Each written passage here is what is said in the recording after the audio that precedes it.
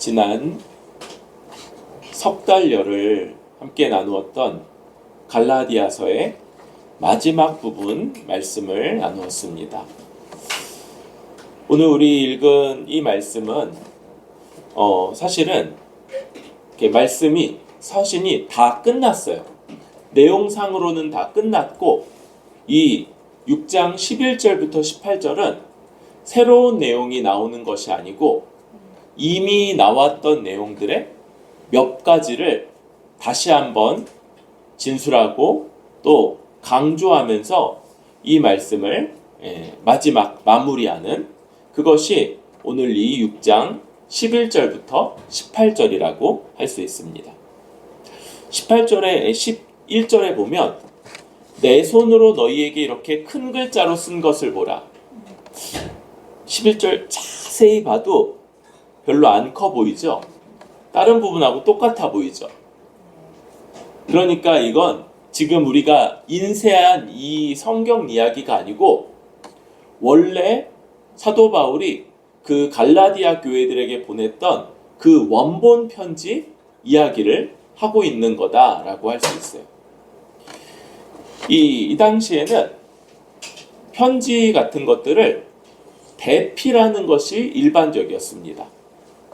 그러니까 편지 보내는 사람이 처음부터 끝까지를 다 적는 것보다 대필자에게 맡겨서 대피라는 이러한 방식으로, 그런데 마지막 부분만을 일종의 서명과 같이 그 보낸 사람이 직접 적어서 이런 방식으로 편지를 보냈는데 사도 바울도 지금 이 마지막 부분, 그런데 아마도 요 11절부터 18절까지의 요 전체는 그가 직접, 그것도 좀 큰 글씨로, 그러니까 뭐예요?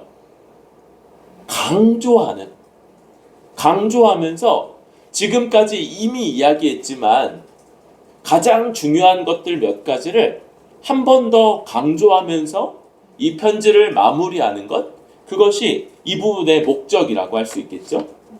그러니까 이미 들은 내용이다, 이미 알고 있는 거다, 그렇게 대충 넘길 것이 아니라 우리는 이 부분을 그렇게 강조하면서 직접 쓰신 거니까 더 주목해 봐야 될 그런 필요가 있겠다 싶습니다. 말씀은 이미 했던 이야기들이 반복돼요.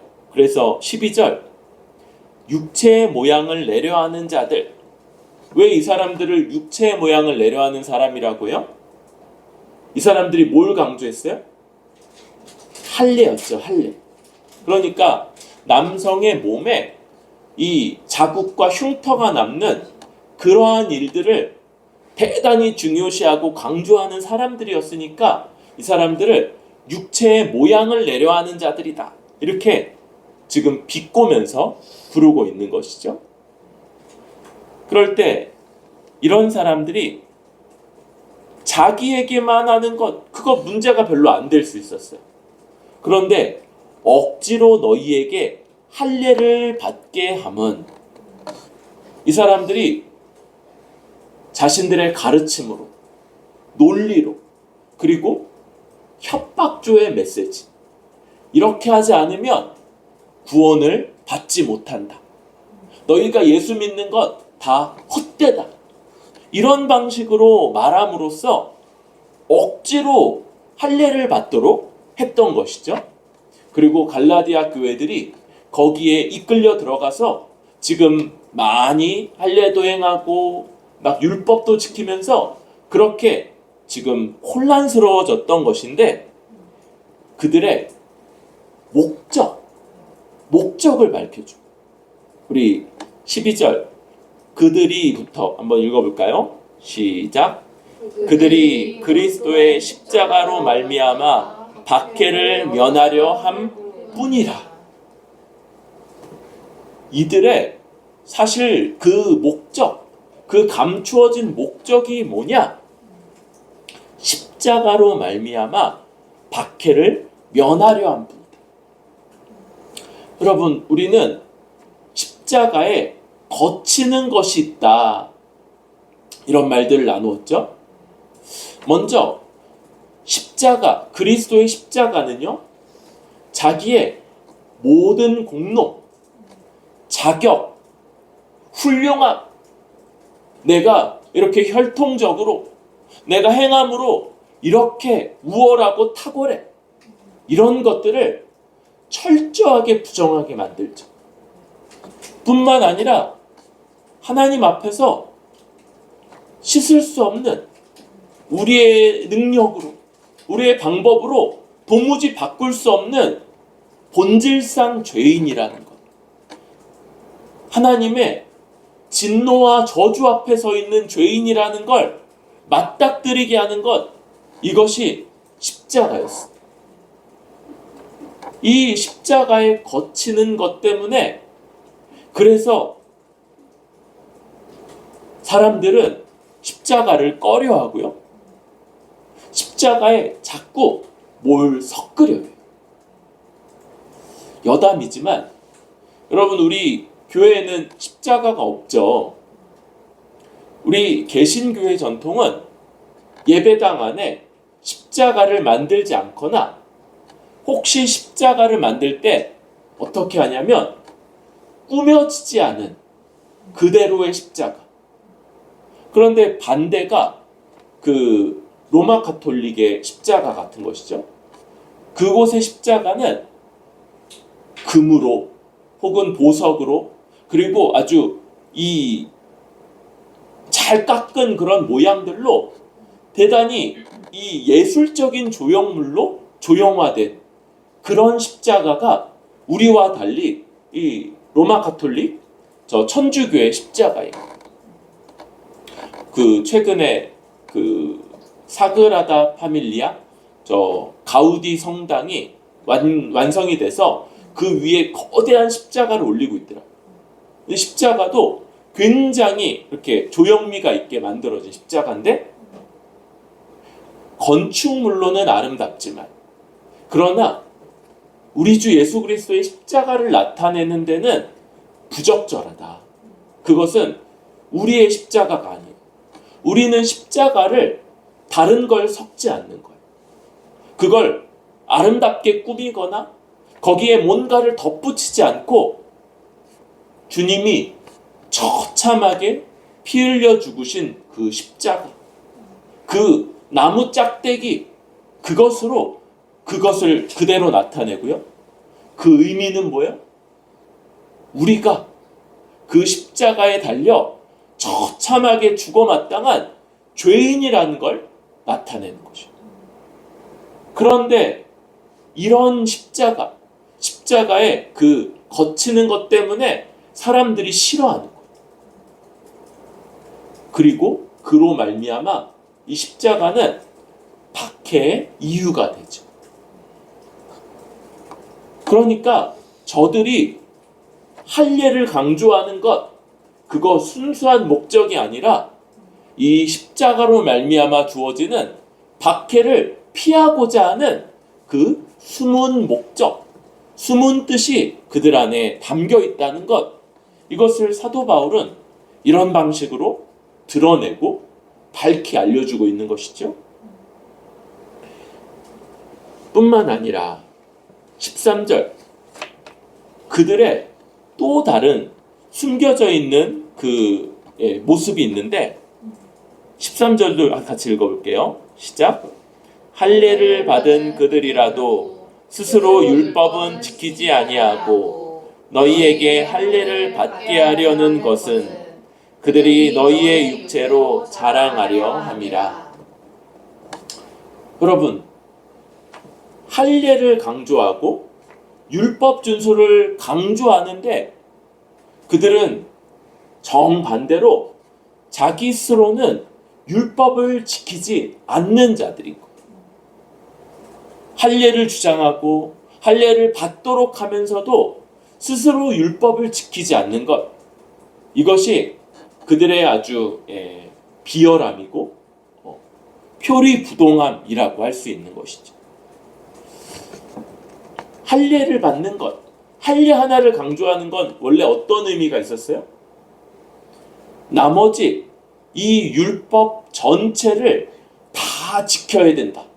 다 지키겠다고 하는 그런 의도의 표현이었는데, 정작 할례를 강조하고 율법을 말로는 강조하지만 지키지를 않는 것, 율법을 준수하지 않는 것, 이것이 저들의 표리부동함이라는 걸 드러내고 있는 것이. 그리고는 우리를 따라 쟤네도 할례를 받았다, 이걸로 자랑 삼는 것, 그게 율법주의자들의 그러한 모습이라는 것. 우리 이 말씀을 좀 적용할 때, 여러분, 오늘날에 율법주의자는 없다고 했어요. 율법주의자는 율법을 그대로 지키자, 이런 사람들은 교회 안에 없어요. 누가 있냐면 공로주의, 자기의 어떤 것들을 따라 행하는 것들을 드러내고 과시하고 자랑하는 것.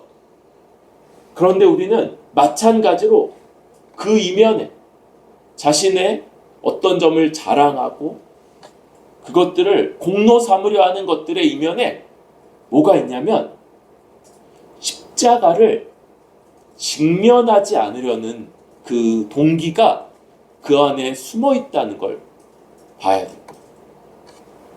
십자가, 그 처참한 십자가, 우리가 누구인지, 우리가 어떤 사람인지를 꾸밈없이 그대로 바라보게 하는 그 십자가를 외면하고 왜곡하고 다른 것으로 바꾸려고 하는 의도,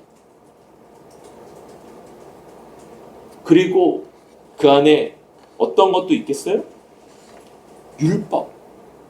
우리는 율법을 지키지 않지만 주님의 가장 중요한 명령, 우리 바로 지난 시간 말씀으로 연결한다면,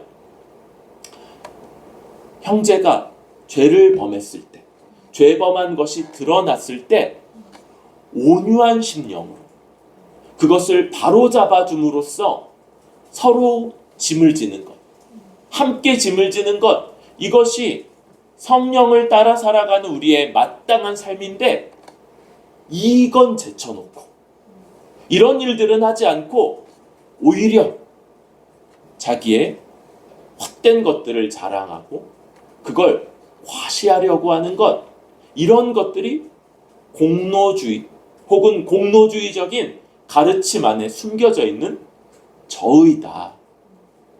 우리 이런 왜곡된 목적과 표리부동한 것들을 우리가 잘 분별하면서 가장 중요한 것, 우리 갈라디아서에서 우리 억구처럼 많이 인용했었죠. 오직 사랑으로 서로 종노릇하는 것.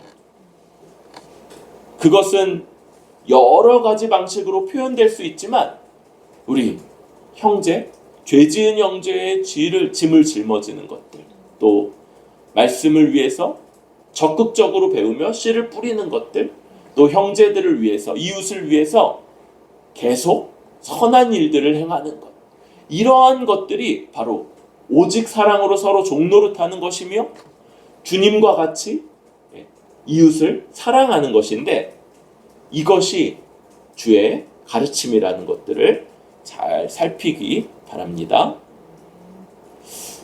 14절부터는 그러나, 그러면서 이제 어조가 달라지죠. 내게는 우리 주 예수 그리스도의 십자가 외에 결코 자랑할 것이 없으니, 그 다음부터 같이 읽을까요? 시작. 그리스도로 말미암아 세상이 나를 대하여 십자가에 못 박히고 내가 또한 세상을 대하여 그러하니라. 십자가만을 자랑한다. 십자가만을 자랑한다 말이에요. 여러분, 이 꾸며지지 않은 십자가, 그리스도가 내 대신 거기 못 박혀 처참하게 죽은 십자가는 그것 자체로 많은 사람들에게 불쾌감을 일으키고 거스르는 것이고 꺼려지는 것임에도 불구하고 우리에게는 그 십자가가 자랑이죠. 다들 십자가 목걸이 하나씩 하고 있습니까? 여러분, 그런 방식이 십자가를 자랑한다는 게 아니겠죠? 십자가를 자랑한다는 것 뭐겠습니까? 십자가 복음을, 그걸 매일매일 믿으며 그것을 나의 존재됨으로, 내 영혼의 가장 중요한 존재됨으로 삼는 것, 그것이 십자가를 자랑하는 걸 거예요. 다른 어떤 것, 저기 남미에는 얼굴에다가 십자가 문신을 새기고 막 이런 것들도 있는데, 그러한 것이 아니고 십자가를 자랑하는 건 십자가 복음을 매일매일 기억하고 매일매일 의지하고 그것으로 살아가는 것. 왜 그렇습니까? 오직 그런 방식으로만 세상이 나를 대해서 십자가에 못 박히고 내가 또한 세상을 대하여 십자가에 못 박히는 일이 벌어져. 여기서 세상 어떤 겁니까?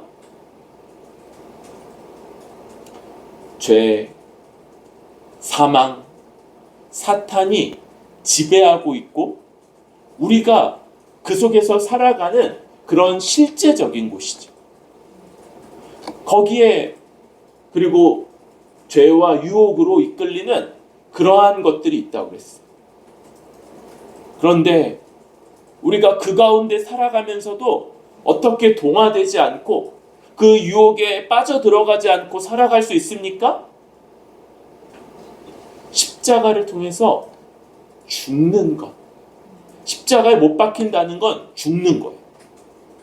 주님과 함께 내가 죽었고, 그래서 내 안에 정욕과 탐심이 더 이상 영향을 끼치지 못한다라고 이 십자가 복음을 나 자신에게 적용하는 것이죠.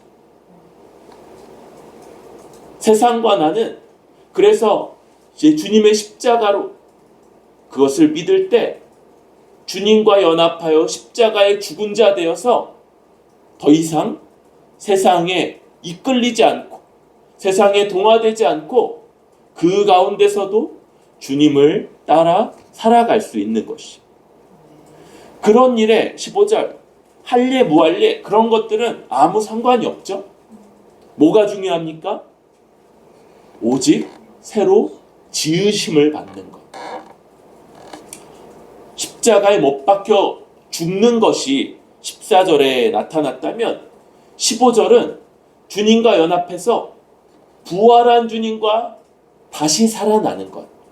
이걸 사도 바울은 종종 새로 지으심 받는 것, 새 창조로 표현했죠. 옛 창조, 이전 창조는 아담의 타락과 함께 다 타락하고 왜곡되었고 부패하고 있어요. 물론 주님 재림하실 때 새롭게 될 것이지만 그 전까지는 부패와 타락의 영향을 벗어날 수 없죠. 그런데 오직 우리 신자들은 십자가 복음을 통해서 주님과 연합하고 그러한 자들이 부활하신 주님처럼 부활 생명을 얻은 자로 살아가고 새로 지으심 받은 자로, 세상도 주님 재림 때는 새롭게 지어지겠지만 먼저 지음 받아 이 땅에서 살아갈 수 있는. 그럴 때 우리가 이 땅에서 먼저 지음 받은 자로 살아가는 것, 그게 뭐냐? 16절 한번 읽어볼까요? 시작. 무릇 이 규례를 행하는 자에게와 하나님의 이스라엘에게 평강과 긍휼이 있을지어다. 네. 있을지어다. 이것은 기원하는 말이에요. 있을 것이다 와 있으라의 중간 정도의 말이에요. 두 가지를 다 갖고 있어요. 하나님이 약속한 것이기에 그런 사람들에게 평강이 있을 거예요. 지금 많은 혼란이 있다고 그랬죠? 그 당시만 아니라 지금 우리도 그래요. 여러 가지 혼란들, 세상의 혼란들, 그것보다 더한 믿음의 혼란, 신앙의 혼란이요, 교회의 혼란, 이런 것들이 지금 우리에게 있죠. 우리 주변에 많이 있어요. 그럼에도 불구하고 그 가운데 평강이 있을 것이라고 약속하고 있고, 또한 긍휼이, 주님이 우리를 향해서 긍휼히 여겨주시는 것이 있을 것이다, 이렇게 말하고 있어요. 누구에게요? 이 규례를 행하는 자에게와 하나님의 이스라엘에게. 여기 와는 이 동등한 와라고 여겨져요. 그러니까 이 규례를 행하는 자가 곧 하나님의 이스라엘이라고 할 수 있는 것이죠. 여기 먼저 하나님의 이스라엘. 이스라엘이 뭡니까? 우리는 구약에 야곱을 통해서 나온 12아들들, 그리고 그들로 말미암아 나타난 그 12지파의 한 민족, 그들을 이스라엘 민족이라고 불렀어요. 그런데 그들만 가지는 이름이 아니라는 거예요. 이 이스라엘이라는 이름은 하나님의 백성의 이름이에요. 지금 하나님의 백성이 누구입니까? 우리 교회죠. 그러니까 교회를 향해서 바울은 그 이름, 너희가 이스라엘이라. 하나님이 그렇게 사랑하셨고 그렇게 모든 복락을 약속하셨으며 어떤 일에도 떠나지 아니하고 너희를 인도하겠다 말했던 그 대상, 이스라엘이 너희다. 너희가 바로 하나님의 백성, 하나님의 이스라엘이다 라고 우리 교회의 정체성을 이렇게 밝혀주고 있는 것이죠. 이제 하나가 남았죠? 뭡니까? 이 규례를 행하는 자.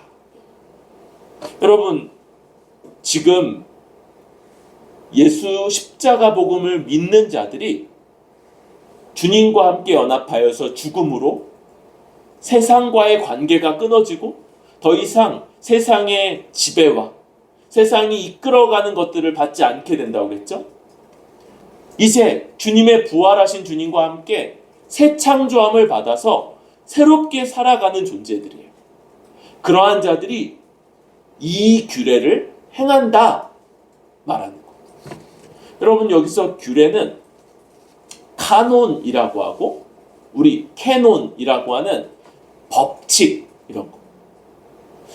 약간 의역을 한다면 가장 중요한 법, 가장 중요한 법이라고 할 수 있을 거예요. 그게 뭘까요? 바로 이웃사랑의 법이죠. 먼저 교회 안에서 죄지은 자의 죄를 함께 짊어지고 온유함으로 돌이키도록 애쓰는 것. 자기 짐을 짊어지고 자기가 헛된 자랑, 헛된 것들에 빠지지 않도록 지키는 스스로의 짐을 지는 것. 말씀을 적극적으로 배우고 말씀을 위해서 뿌리는 그러한 삶. 그리고 이 말씀을 따라 먼저 믿음의 가정들을 위해서 선한 일들을 지속하는 삶. 이게 우리 갈라디아서에서 억구로 뭐였다고요? 오직 사랑으로 서로 종노릇하라.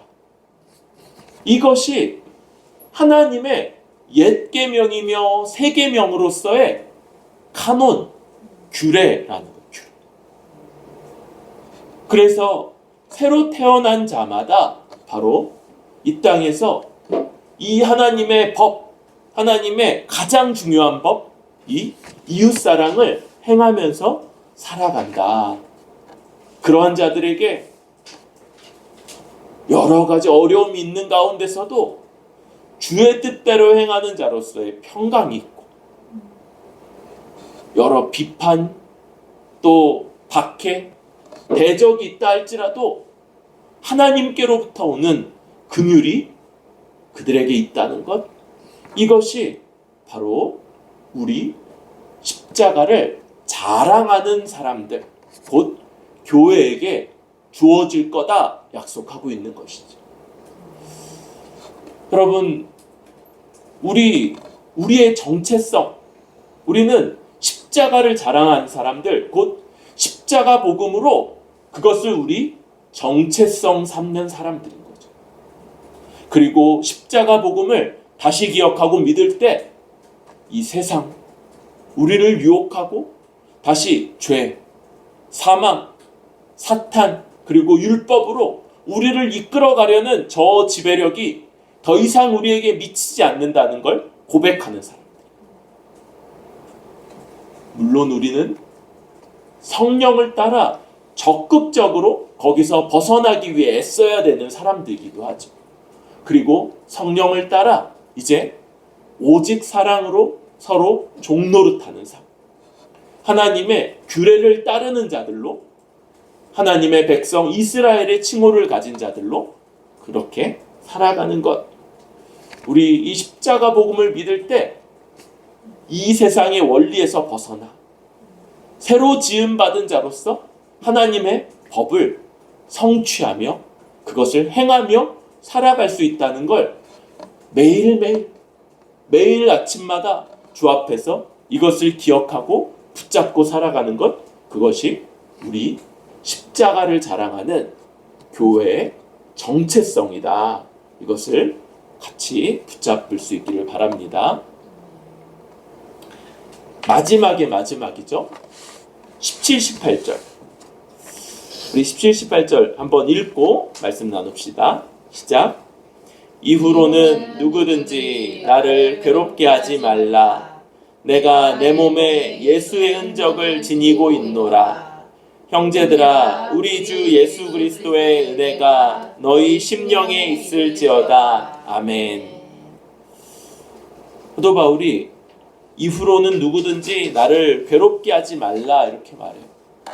지금 바른 복음에서 아주 급하게 떠나서 저 거짓 복음이요, 율법주의적이고 공로주의적인 가르침들을 따라가면서 그 삶에서는 마땅히 있어야 되는, 그리고 한때 있었던 성령을 따라 행하는 사랑으로 종노릇하는 삶이 아니라 이제 원망, 다툼, 누가 더 낫냐, 누가 더 못하냐, 이렇게 서로 비교하면서 싸우는 이런 모습들이 가득한 것들을 보면서 바울은 대단히 괴로웠던 것 같아요. 그러니까 괴롭게 하지 말라. 이제는 더 이상 이 복음을 떠나지 말고, 이 복음을 훼손하지 말고, 마땅히 따라가야 되는 이 규례에서 벗어나지 말고 그렇게 행하라 라고 말하고 있는 것이죠. 여러분, 우리에게 벌어지는 여러 가지 일들 때문에 마음이 상하고 힘들고 낙심하는 일들이 있는데, 여러분, 우리 이제 다음 주 개인주의도 같이 나누게 되지만, 이 시대를 생각할 때 이 시대에 보이지 않는 바 아주 핵심적인 아이디어가 성경이 말하고 있는 우리의 정체성이나 우리가 살아가야 되는 삶과 완전히 충돌하면서 네 가진 욕망대로, 네 원하는 대로 그것을 다 행하는 것, 그것이 자기의 완성이고 그것이 최고의 미덕이고, 그것을 우리 시대 개인주의라고 부르는 그런 시대 가운데 살아가고 있는 것. 그러니까 자기를 쳐서 복종시키고 믿음으로 자기의 정욕과 탐심을 죽이고 성령을 따라 이타적으로 살아가는 삶, 이것들은 대단히 어리석고 아주 어색하며 이 세상의 가치와 지금 이런 개인주의적인 이 세상의 원리에 정면으로 충돌하는 그런 원리들인 거예요. 그러니까 사람들이 이런 말씀을 들어도 내면화시키기가 어렵고 튕겨 나가는 것이죠. 오히려 그 안에 더 이 세상의 원리들이 가득 단단하게 자리 잡고 있어서 오히려 이런 주님의 규례, 캐논이라고 할 수 있는 가장 중요한 법조차도 들어가지 않는 이런 일들이 벌어져요. 여러분, 우리 이런 것들을 보면서 나는 그렇지 않아. 그래도 우리 교회는 그렇지 않으니까 다행이네가 아니고 여러분 안타깝게 여기고 애통하는 마음을 가져야 되겠어요. 사도 바울이 지금 자기가 복음 떠나지 않으니까 괜찮다고 여기고 있는 것이 아니죠. 여러분 우리 주변에 이런 일들이 벌어지고 있는 것. 우리 이런 개인주의적인 시대의 흐름 속에 나 자신도 그리고 우리 다음 세대들도 그거에 물들어서 그렇게 살아가고 있고 그러니까 주의 말씀을 따라 성령을 따라 믿음으로 살아가는 것이 그토록 어렵고 이질적이고 계속 들어도 마음에 뿌려지지 않고 오히려 마치 많은 사람들이 지나가서 단단하게 다져진 길가처럼 말씀이 그 위에 흩뿌려지는 그러한 모습과 같은 일들이 지금 벌어지는 것들을 생각하면서 안타까워. 우리 그것을 변화시키고 또 해결하기 위해서 우리가 할 수 있는 것들을 행하고자 하는 것. 이것이 이 괴롭게 하라, 괴롭게 하지 말라는 말씀에 적용이 될 거예요. 여기 내가 내 몸에 예수의 흔적을 지니고 있노라 이렇게 말하죠. 흔적, 요 이제 상흔일 거예요. 사도 바울에게는 여러 고난 당하고 돌로 맞고 매 맞고 그랬던 흔적들, 흉터가 되게 많았던 것 같아요. 그런 것들을 은유적으로 이 예수의 흔적이라고 이야기를 하는 것이죠. 요 당시에 노예에게 주인의 소유인 걸 나타내고 또 누군가가 자발적으로 어떤 신의 소유되었다는 걸 나타내기 위해서 문신 같은 걸 했다고 해요. 그런 것들로 보기도 해요. 그러니까 우리는 사도 바울에게는 그 육체적인 고난을 당해서 그의 몸에 남아있던 여러 흉터들이 우리에게는 아마도 이 시대에 저항하면서 이 시대의 주된 흐름에 맞서면서 그 가운데 믿음을 지키고 규례를 행하고자 하며 살기에 받는 비난, 오해, 그로 말미암아 우리 마음에 멍져 있는 것들, 우리 마음의 상처가 아마 우리에게 남는 예수의 흔적일 것 같아요.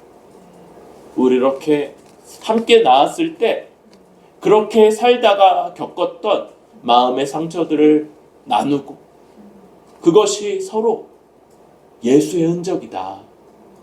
그거 주 앞에서 값지고 우리가 주님께 속했다는 것, 우리가 주님의 소유라는 걸 나타내는 분명한 표시다라고 서로 인정하고 위로하는 그런 우리들이 될 수 있기를 바랍니다. 그리고 마지막으로 그런 서로에게 우리 주 예수 그리스도의 은혜를 우리가 잘 격려해 줬으면 좋겠어요. 이미 우리가 받았지만 그러나 날마다 필요한 주의 은혜요. 우리 성찬을 대할 때 먹고 마시면서 우리 믿음 안에서 더욱더 받게 되는 이 표와 인으로서의 은혜를 우리가 서로 빌어주고 서로 이런 은혜가 정말 필요한 시기를 살아가고 있다. 우리와 또 우리의 자녀들 바로 이런 말씀으로 주 앞에서 간구하면서 함께 이 길을 걸어가는 우리들 뿌리 깊은 교회 될 수 있기를 소망합니다.